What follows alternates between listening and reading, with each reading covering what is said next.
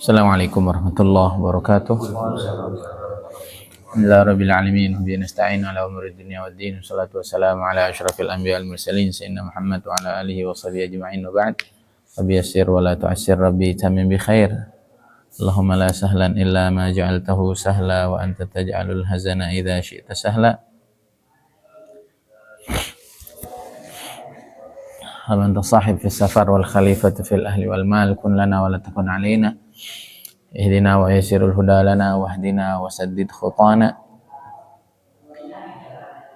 Birahmatika astaghitsu min adzabika astajir, aslih li sya'ni kullahu wa la takilni ila nafsi tarfata 'ain wa la aqalla min dzalik wa la tanza' minni salihah ma aqaitani wa zidni min. Waj'alni mahbuban fi qulubil mustami'in wal mustami'at. Al-Fatihah. A'udzu billahi minasy syaithanir rajim.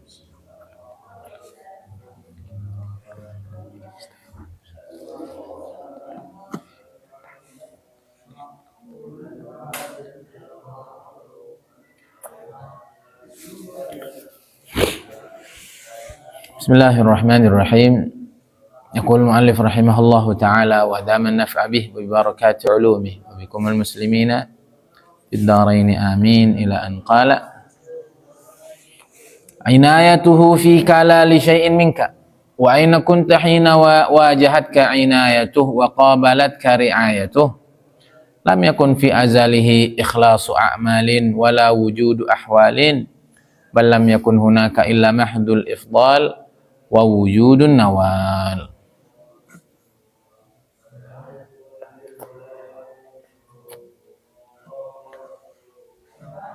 Perhatiannya kepadamu bukan karena adanya sesuatu darimu.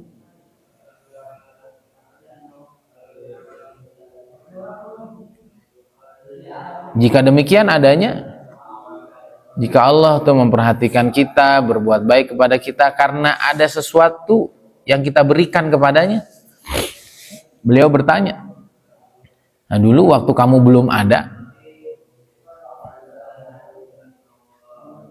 kita di alam ruh,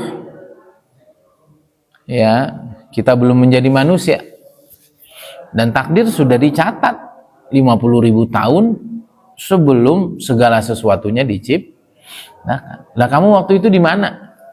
Kamu udah punya ikhlas? Kamu udah punya sedekah waktu itu? Kamu sudah punya hati yang baik? Lam yakun fi azalihi ikhlasu a'mal. Di zaman azali itu waktu Allah mencatat semuanya, yang ini surga, yang ini neraka, yang ini syaqi, yang ini sa'id, yang ini beruntung, yang ini celaka.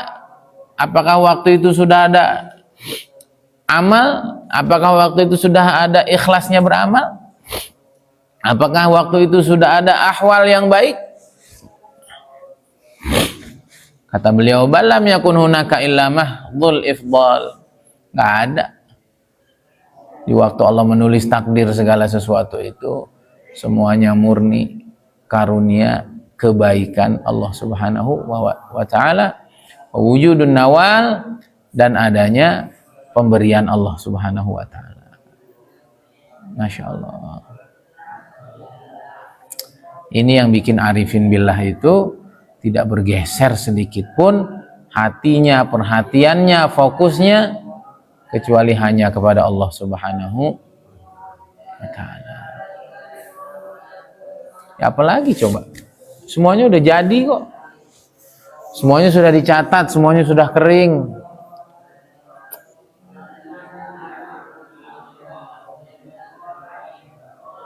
Maka di sini disebutkan para arifin billah, mereka tidak bergeming karena takut, tidak bergeming karena harap, lempeng aja udah. Masya Allah. Maka dalam ilmu HMT-nya Mas Reza Rendi, saya dibocorin sama Bang Berry,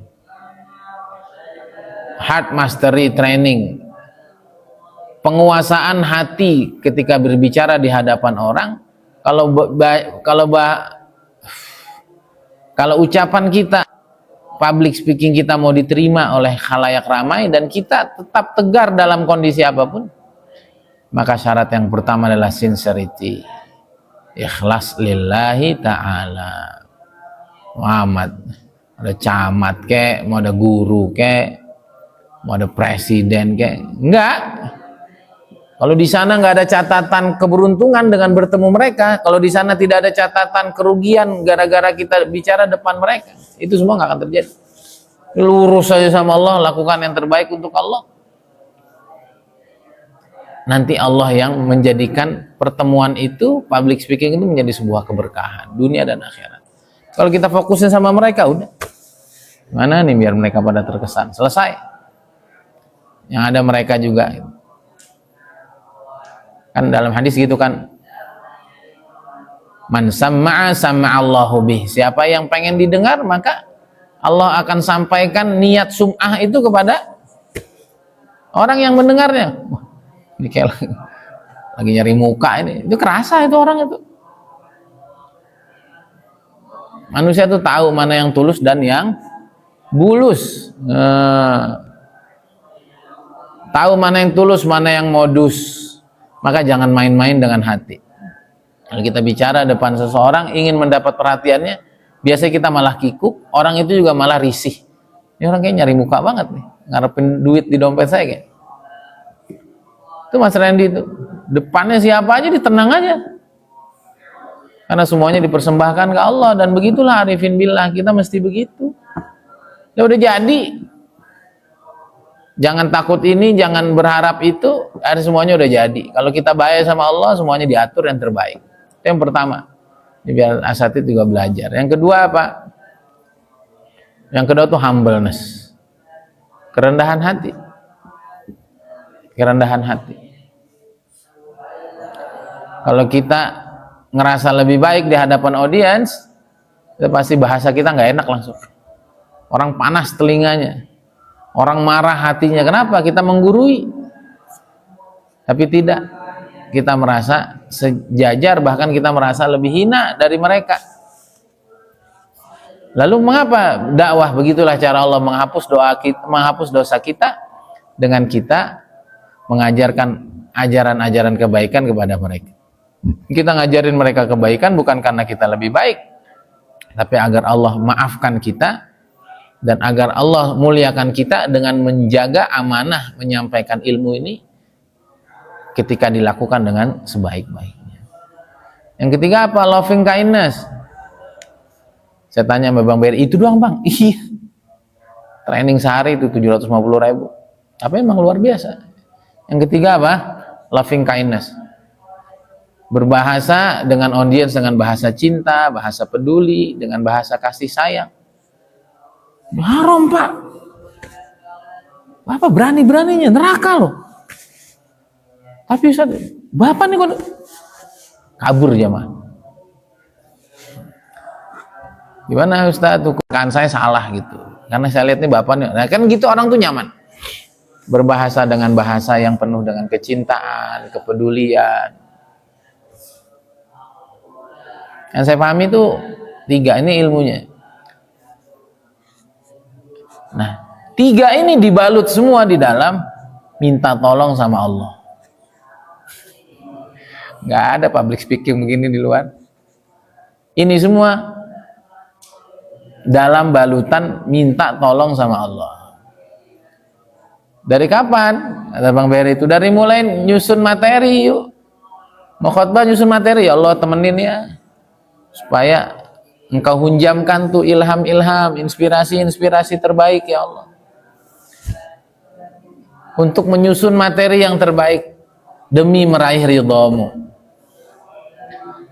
Demi memberi manfaat sebesar-besarnya kepada umat nabimu. Demi terbuka hati mereka untuk menerima hidayahmu.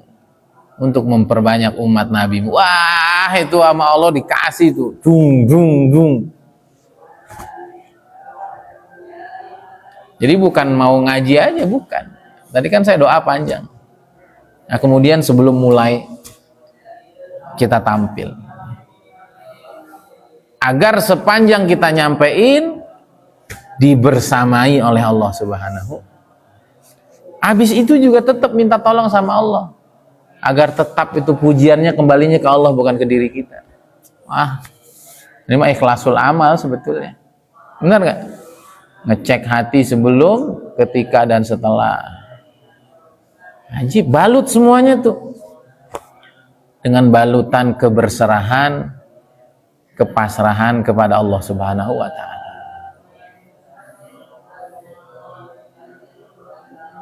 Sebenarnya ilmunya kita udah tahu, kita udah praktek, cuman ilmunya, nah itu jagonya Mas Randy itu ngerangkai materi-materi ya. Semoga kita dekat-dekat dengan beliau-beliau, kita juga bisa. Yang kelima apa yang kelima? Yang kelima itu don't tell something, just show it. Don't tell something, just show it. Nggak usah cerita tentang sesuatu, tunjukin aja. Paham nggak maksudnya? Ya kalau bicara apa-apa tuh nggak usah banyak omong, tapi ngalor ngidul nggak jelas. Tapi tunjukkan dengan sangat detail agar orang tuh paham secara sempurna. Ibaratnya kalau kita bicara emas gitu ya, atau kita bicara bisnis emas umpama, kita bahas dulu emasnya, kita bahas potensinya, kita bahas kebermanfaatan umatnya, kemudian kita bahas sejarahnya, bagaimana emas dulu dan emas sekarang, dan apa yang terjadi dengan perpolitikan dunia sehingga emas tidak lagi menjadi alat tukar dan seterusnya. Kemudian yang kelima, keadaan umat yang sangat rusak yang bisa dihadirkan solusi terbaik dengan emas. Nah itu kita bukan cuma cerita itu. Kalau cerita apa namanya potensi bisnisnya aja, itu mah cerita potensi bisnis. Ini enggak. Dengan kita bicara lengkap tadi itu, kita sedang menunjukkan satu bangunan utuh tentang peradaban umat yang bisa dibangun melalui emas dan perak. Paham nggak ya maksudnya? Bicara tuh jangan setengah-setengah gitu. Bicara tuh, contoh lah diceritain, Pak, ini tuh HP apa? Ini tuh HP Oppo A76 gini. Liatin aja. Paham nggak? Kok ceritain kelamaan dan belum tentu teruskan, tapi diliatin. Dipertunjukkan. Beda nggak dengan hanya mendengar? Beda. Bagaimana menunjukkan? Dia lihat, dia dengerin suaranya, dia pencet-pencet. Sehingga dalam public speaking ya Babe Jamil tuh begitu. Kan di dunia ini ada 5 tipe orang. Nah, itu ada yang auditory, ada yang visual, ya nggak, ada yang kinestetik, ya, ada yang sensorik dan lain sebagainya. Ini semua tubuh ini waktu kita bicara dia harus merasakan semua. Itu namanya apa? Don't tell something, just show it. Jangan banyak bicara, jangan cuma diceritakan, tapi tunjukkan secara utuh sehingga matanya melihat, hatinya merasa. Gitu ya, maksudnya show it itu gitu. Matanya ngelihat, berarti harus ada yang ditampilin. Kayak kita nih harusnya ada, jangan denger doang. Lihat Mas Randy, lihat PPA kalau lagi nampilin sesuatu, ada nggak slide-nya? Ada nggak suaranya? Diobrak-abrik nggak kita punya rasa? Disuruh mikir nggak? Coba Bapak Ibu, ada nggak yang pernah mikir kita? Itu dibangun semua. Jangan cuma ini doang. Jadi ini mendengar, ini melihat, ini berpikir, ini merasa. Gitu ya. Nah, itu namanya show it. Nah, ciri kita menampilkan sesuatu itu, cirinya adalah kita bicaranya tidak tema yang banyak satu, tapi mendetail. Jangan kita tampilin semua nih, Oppo A76, A70, macam-macam. Orang jadinya nggak fokus. Tunjukin aja satu. Itu cirinya. Dibicara satu hal spesifik sampai orang berpikir yang sama, mikir yang sama, ngerasa yang sama, melihat, mendengar yang sama, merasakan hal yang sama. Nah itu aja itu. Kenapa jadi ke sono? Dari mana mulai tadi? Nah, itu sekedar apa? Hah? Apa? Ya bukan. Kenapa jadi nerangin public speaking?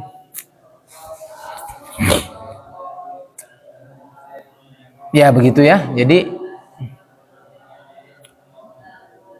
jangan ada yang kita pikirkan dalam hidup kecuali bagaimana memberikan yang terbaik sama Allah Subhanahu wa taala. Karena kita jadi Islam tuh karena pilihannya. Sering kita ulang-ulang, kenapa kita tidak lahir dari rahim orang Yahudi? Setengah mati itu kita mau Islam tuh. Kenapa Allah pilih kita lahir di Indonesia bukan di Amerika? Luar biasa mujahadah kita. Kenapa Allah pilih kamu Islam? Yuk. Illa mahdul ifdal, itulah murni karunia-Nya, coba. Udahlah, makanya orang tuh kalau makin kenal sama Allah, udah nggak ada hitung-hitungan deh sama Allah. Udah nggak ada berhentinya deh khidmat sama Allah. Nggak ada berhentinya deh khidmat sama Rasulullah SAW. Nggak ada berhenti, nggak ada capeknya dia memberi manfaat seluas-luasnya untuk umat. Kenapa? Karena semuanya diberikan gratis sebetulnya. Dan tidak ada yang bisa melakukan ini dan itu kecuali Allah Subhanahu wa taala. Nah, kita mikirin orang lain. Beneran loh, ini dibawa kemana aja kita sukses. Hafal Quran itu. Jadi kalau ngafal Quran nanti duitnya dari mana? Ngafal Quran apakah dianggap di masyarakat? Nggak penting. Lakuin aja yang terbaik untuk Allah. Allah suruh. Itu nggak berhenti tuh ngafal tuh. Ngurus pondok begitu juga. Karena memang yang ada tuh cuma dia gitu. Kok kita mikir selain dia, itu pasti kita lemes. Itu yang disebut oleh Sayyidina Umar, dzikrul khalqi da wa dzikrul khaliqi dawa. Ingat makhluk tuh penyakit. Maksudnya gimana? Lemes kita. Coba kamu nih bisnis emas ini, kamu mikir aja orang nggak ada yang beli gini, lemes langsung. Nah, tadi pagi saya diilhami sama Allah. Saya tahu gimana cepat jadi orang kaya nih. Siap-siap ya. Udah lakuin yang terbaik buat Allah. Walaupun lagi-lagi ya ini udah jadi sebenarnya takdirnya. Tapi dengan kita memberikan terus yang terbaik sama Allah, minta petunjuk sama Allah, bergerak karena Allah, bergerak memberi manfaat untuk hamba-hamba Allah, nanti Allah kasih keputusan-keputusan terbaik. Karena cirinya takdir kita tuh baik di masa azali, dia mudahkan kita untuk beramal terbaik hari ini. Gitu ya. Maka kalau tahu semuanya gratis dari Allah SWT, murni karunia-Nya, nggak boleh lagi ngeluh. Yang ada cuman bersyukur. Dikasih tuh pikirannya sehat, badannya sehat, orang tuanya muslim, kenal tablik. Tapi ayah saya nggak punya duit, Ustaz. Ayah saya ngelarang ini, nggak penting. Cariin duit buat orang tuanya. Nah, itu nikmat-nikmat kecil itu, duit itu. Dan saya merasakan sekarang kecilnya uang itu. Ya Allah.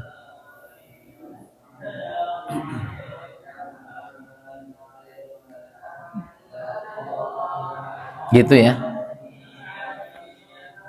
Nah, ini dalam hadis jaffatil aqlam wa tuwiyatis suhuf. Tinta takdir itu sudah kering dan buku catatan takdir sudah dilipat, sudah ditutup. Itu jadi. Maka bersyukur sama Allah, dipilih muslim, jadi tabligh, jadi hafiz, jadi alim, punya guru-guru hebat, punya kitab-kitab hebat, karangan-karangan, aduh, nggak ada yang harus kita lakukan kecuali lakukan yang terbaik untuk Allah dan Rasulnya. Ini hari ini, banyakin sholawat, baca Al-Kahf, tadabbur Quran tiap hari, amalkan Quran tiap hari. Itu tandanya takdir kita di sana baik. Allah SWT berfirman, Al-Hadid 22, ma asaba min musibatin fil ardi wala fi anfusikum illa fi kitab min qabli an nabra'aha inna dzalika 'ala Allah yasir. Tidak ada yang terjadi di atas muka bumi, tidak ada yang terjadi pada diri kita kecuali semuanya udah ada catatannya sebelum aku ciptakan itu semua. Maka ya tidak cerdas orang nyari duit hidupnya itu. Tidak cerdas orang hidupnya nyari pandangan makhluk, jilat sana, jilat sini, tebar pesona sana, tebar pesona sini. Ya Allah, alhamdulillah Allah juga kasih kita nih taufik untuk terus ngaji hikam. Jadi kita ngerti hakikat hidup. Beneran ini. Kalau kita berangkat dari spirit ini, maka apa kata Allah Subhanahu wa taala kepada Nabi Daud dan keluarganya, i'malu ala Daud syukra wa qalilun min ibadiyasy syakur. Beramallah hai Daud, lakukanlah yang terbaik hai Daud, lakukanlah yang terbaik hai keluarga Daud. Syukra, karena mensyukuri nikmat yang aku kasih gratis. Yuk kamu kalau dikasih modal 1 triliun sama orang, bukan karena kebaikan apa-apa dari kamu, cuman dia emang orangnya baik. Apa kamu lakuin kira-kira?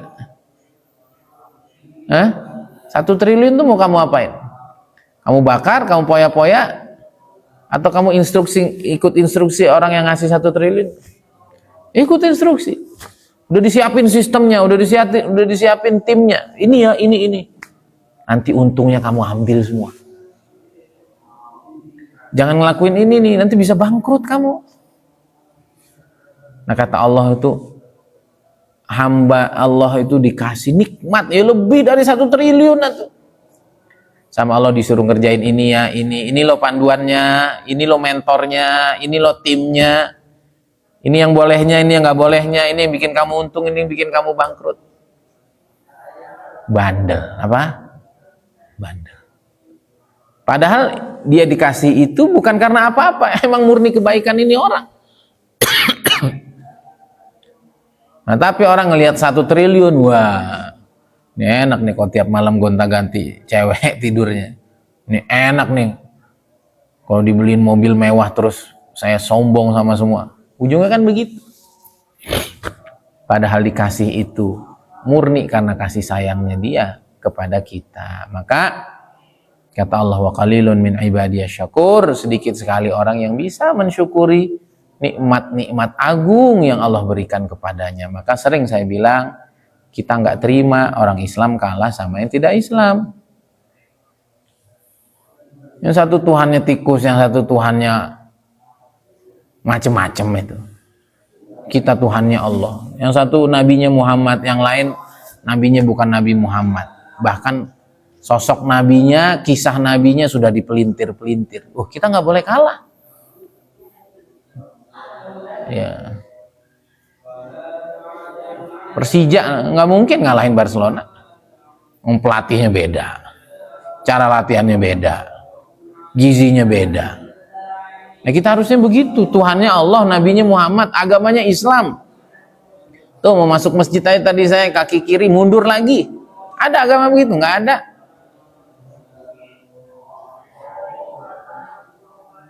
Kita jadi umat terbaik, umat Nabi Muhammad SAW. Kita punya ulama-ulama terbaik yang sejajar dengan ulamanya Bani Israel. Terus umat ini jatuh, runtuh di hadapan musuh, itu nggak terima banget kita. Maka dari itu kita ingin lakukan, kita ingin berikan yang terbaik kepada Allah Subhanahu. Ya udah Ustaz, pasrah aja, udah kan takdirnya udah ada. Nah tandanya kamu takdirnya mau belangsak. Ya. Karena kita tahu semuanya datang dari Allah, maka kita ingin apa aja yang Allah beri nih. Nih yuk mata nih, gratis kan? Bisa ngeliat hitam, bisa ngeliat hijau, ngeliatnya yang haram. Padahal dengan ngeliat yang haram hafalan hilang, dengan ngeliat yang haram hati rusak, hati kotor. Kalau dijaga ikut maunya Allah, ini mata bisa melihat Rasulullah SAW, ini mata rajin ngelihat mushaf dan lain sebagainya. Maka dari itu tidak ada celah untuk kita, tidak ada waktu bagi kita untuk mengalihkan perhatian kita kepada selain Allah. Qaulan wa fi'lan wa amalan wa halan, ucapan kita, amal kita, keadaan kita, nggak usah. Kita ngadu saja ke Allah, kita lakukan yang terbaik kepada Allah. Kita berharap dengan amal-amal yang baik ini, ilaihi yas'adul kalimut thayyib wal amalus salihu yarfa'uh, man amila salihan fali nafsihi wa man asa'a fa'alaiha. dengan kita melakukan yang terbaik, maka keputusan langit yang dibalikkan kepada kita pun akan menjadi keputusan-keputusan terbaik. Ya, maka selepas hikmah ini dilanjutkan dengan apa? Dilanjutkan dengan alima annal ibad yatashawwafuna ila zuhuri sirril inayah faqala yahtassu bi rahmatihi man yasha wa alima annahu law khallahum wa dhalik latarakul amal ihtimalan alal azal faqala inna rahmatallahi qaribum minal muhsinin. Ya, karena Allah tahu, ya, kalau manusia ini tahu bahwa semuanya itu murni pemberiannya, ini kata beliau nih, Allah tahu bahwa hamba nanti akan memfokuskan dirinya kepada rahasia pemberian istimewa yang Allah berikan kepada kita. Mana dalilnya? Yahtassu bi rahmatihi may yasha. Allah khususkan, Allah pilih dengan rahmatnya siapa yang dia mau. Nah, udahlah, nanti kalau dia mau juga kita dipilih. Ujungnya begitu tuh. Ayo Pak, kita harus maksain diri nih biar Allah kasih kita hidayah. Entah waktunya datang juga datang. Entah semua udah ada takdirnya, kan begitu nih. Maka Allah tahu manusia akan berpikir seperti itu, maka ayat yahtassu bi rahmatihi may yasha dia tidak cukupkan sampai situ saja, tapi Allah firmankan dalam ayat yang lain, inna rahmatallahi qarib minal muhsinin, bahwa kalau ingin dapat nasib-nasib baik, kalau ingin dapat takdir-takdir baik, kalau ingin tahu indikator adakah takdir kita di zaman azal itu baik atau tidak, lihat kita tuh suka melakukan yang terbaik nggak sama Allah. Kalau kita suka melakukan yang terbaik sama Allah, itu artinya takdir kita baik. Kalau kita malah hare-hare, kita nyantai, kita malah goflah, kita nggak serius sama Allah, kita nggak mempersiapkan semuanya dengan ikhtiar yang terbaik, itu tandanya di zaman azal itu kita nggak akan jadi orang hebat. Nah, ini qaribu minal muhsinin, ini dalil tentang profesionalisme. Muhsinin, orang yang ngelakuin sesuatu dengan sangat baik. Profesional kan, jangan susah-susah nyari dalil profesional. Ini ayatnya, inna rahmatallah qarib minal muhsinin. Sungguhnya kebaikan Allah, kasih sayang Allah, kemahalembutan Allah, hal-hal terbaik yang Allah bagi kepada hambanya itu dekat banget dengan orang yang melakukan aktivitas-aktivitas terbaik di dalam kehidupannya. Maka jangan pisahkan antara syariat, hakikat dengan ma'rifat. Fahimtum no? Jangan dipisahkan antara syariat, tariqat dengan hakikat. Ini semuanya satu kesatuan. Ini semuanya satu kesatuan. Hakikatnya yang ngasih kenyang Allah, tapi ada syariatnya, harus nyuap makanan ke dalam mulut. Ya, syariatnya apa? Ada makanan. Tariqatnya apa? Ya diambil, dikunyah. Syariatnya ada nasi, tapi masukinnya lewat hidung, ya nggak jadi. Bendanya harus ada, caranya harus benar. Setelah semuanya berlangsung dengan baik, yakinilah di balik itu semua ada sistem Allah yang sangat rapih, yang akhirnya datanglah kekenyangan itu. Kenyang itu dari Allah atau kita yang buat? Allah. Berapa kali kadang-kadang kita udah makan nggak lama lapar, pernah nggak? Ya, artinya itu dari Allah. Itulah hakikat. Jadi dalam keseharian kita itu ada syariat, ada tariqat, ada hakikat. Paham ini dengan baik, maka kita akan fokus ke Allah dan tidak akan mengalihkan perhatian kita kepada selainnya. Di waktu yang sama kita harus memberikan yang terbaik kepadanya, kepada hamba-hambanya, yang itu menjadi pertanda bahwa nasib kita akan menjadi nasib yang baik. Itu adalah tanda bahwa kita ditakdirkan untuk mendapat nikmat-nikmat, mendapatkan nasib-nasib terbaik, yang itu semua sudah kering tulisannya di dalam suhufil a'la. Hadza billahi taufik. Semoga bermanfaat. Hari ini berarti kita 2 hikmah. Itu tadi saya terusin karena memang satu pembahasan. Semoga bermanfaat. Subhanaka wa bihamdika asyhadu an la ilaha illa anta astaghfiruka wa atubu ilaik. Assalamualaikum warahmatullahi wabarakatuh.